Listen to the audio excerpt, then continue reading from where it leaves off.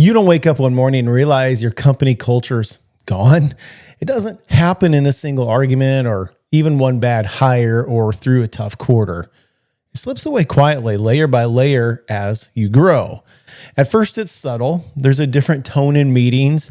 There's a new hire who doesn't quite carry the same urgency, a decision that feels off, but you let it slide because you're busy.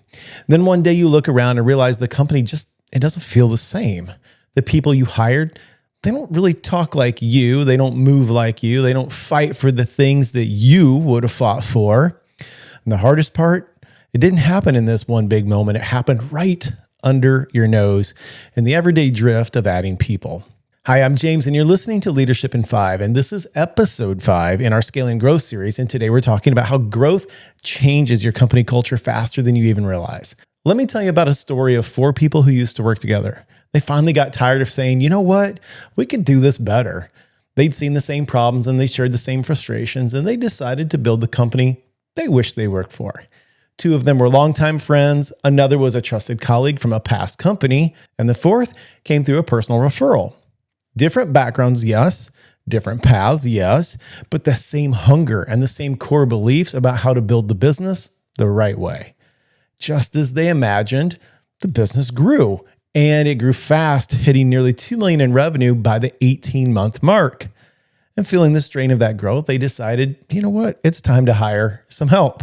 So they bring on 4 new people to join the team. Now, these people are handpicked, and they came to the table with immediate trust. They were exactly the right people for that moment. But I want to pause right there and expose a valuable detail. Those 4 that just added, they will never carry the same ownership as the original 4 founders. They can't. They didn't mortgage their lives for this. They didn't live on cold pizza at midnight trying to figure out payroll. At best, they'll absorb half of the original DNA, and they'll fill in the missing parts from their own past experiences, their own core values, their own work habits. But the story continues, and the company grows again, and over the next 3 months, 8 new people are welcomed in.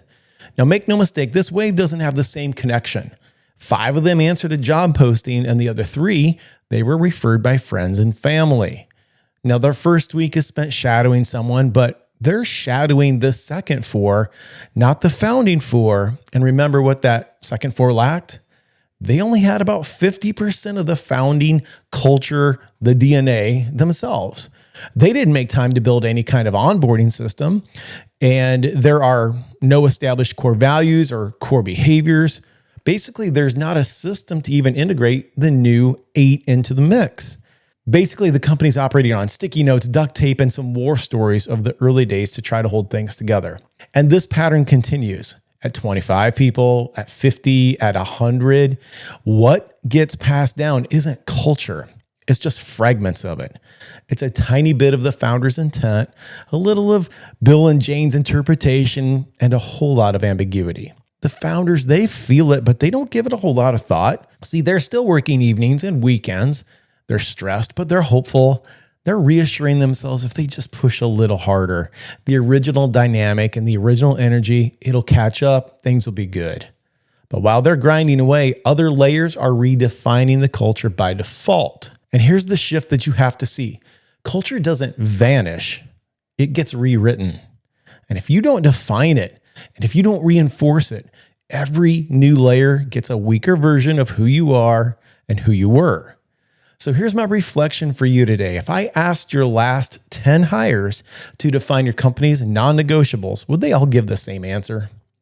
And when was the last time you reinforced in plain language what can never be compromised here? Because culture doesn't disappear, it drifts. And if you're not the one defining it, somebody else already is. And that's what we're thinking about today.